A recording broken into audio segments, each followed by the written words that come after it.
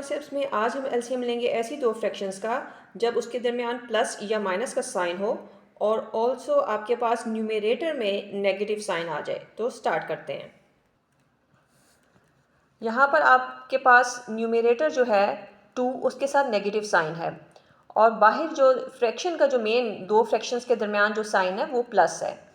तो जिन्हें sign multiplication का कॉन्सेप्ट है और उनको पता होगा, और जिनको नहीं पता उनके लिए शॉर्टली मैं एक्सप्लेन कर दूं कि जब भी दो डिफरेंट साइंस आपस में मल्टीप्लाई होते हैं you will always get a negative sign. तो आपको हमेशा नेगेटिव साइन आता है। दो डिफरेंट साइंस मल्टीप्लाई होंगे तो नेगेटिव साइन आएगा, दो सेम साइन मल्टीप्लाई होंगे तो प्लस साइन आएगा।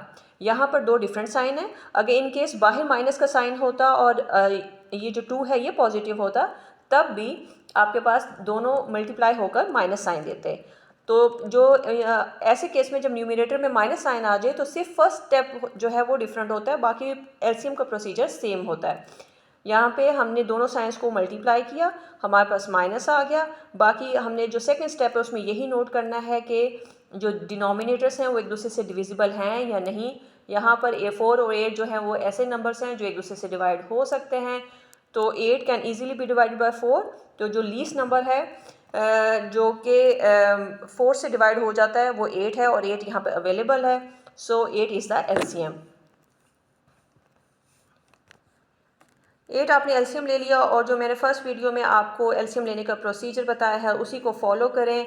8 को आपने एलसीएम लेने के बाद 1 बाय 1 न्यूमरेटर्स के साथ डिनोमिनेटर्स के साथ डिवाइड करें। जो नंबर आए उसको आपने ऊपर 4 और 8 को डिवाइड करने से 2 आया, इस 2 को 3 से आपने मल्टीप्लाई किया, यू विल गेट 6।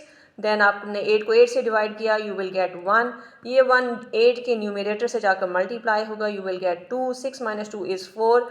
4 बाई 8 भी आंसर हो सकता था अगर ये एक दूसरे से डिविजिबल ना होते, लेकिन चूंकि ये दोनों ऐसे नंबर्स हैं जो कि डिवाइड हो सकते हैं मज़ीद, सो इसको हमेशा आंसर को आप हमेशा सिंप्लीफाइड फॉर्म में दिया करें।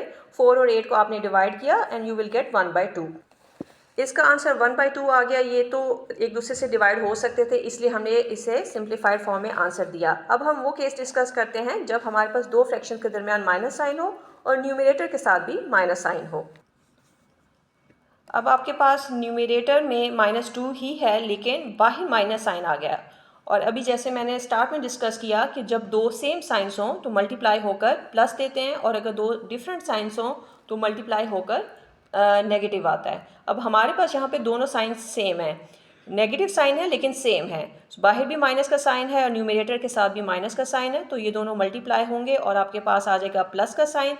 देन आपने नेक्स्ट स्टेप में डिस्कस करना है कि आपके पास जो डिनोमिनेटर्स हैं वो एक दूसरे से डिवाइड हो सकते हैं या नहीं। यहाँ पर 4 और 5 है, 5 4 से डिवाइड नहीं हो सकता, 4 5 से नहीं डिवाइड हो सकता। तो फिर आपने एक ऐसा लीस्ट नंबर ढूंढना है जो दोनों से डिवाइड हो जाए। 4 के टेबल में भी ऐसे नंबर हैं जो 4 से भी डिवाइड हो सकते हैं और 5 से भी, लेकिन हमने सबसे छोटा वाला नंबर ढूंढना है जो 4 और 5 दोनों से डिवाइड हो जाएं। तो जो सबसे लीस्ट नंबर जो दोनों से डिवाइड हो सकता है वो है 20। तो हम 20 को एलसीएम लेंगे। अगर ऑल्दो कि हम 40 को भी एलसीएम 40 भी ऐसा नंबर है जो 4 और 5 दोनों से डिवाइड हो जाता है, लेकिन हमने उसको एलसीएम नहीं लेना क्योंकि आपको पता है कि LCM stands for least common multiple. तो हमने सबसे लीस्ट नंबर यानी छोटा नंबर लेना होता है जो दोनों से डिवाइड हो जाए। तो 20 को हमने एलसीएम लिया, देन सेम प्रोसीजर को फॉलो किया। 1 बाय 1 जो डिनोमिनेटर है वो इन दोनों से डिवाइड होंगे और जो नंबर आएगा वो इनके रिस्पेक्टिवली इनके जो न्यूमरेटर्स हैं उनसे मल्टीप्लाई होंगे, एडिशन की, एंड यू विल गेट 23/20।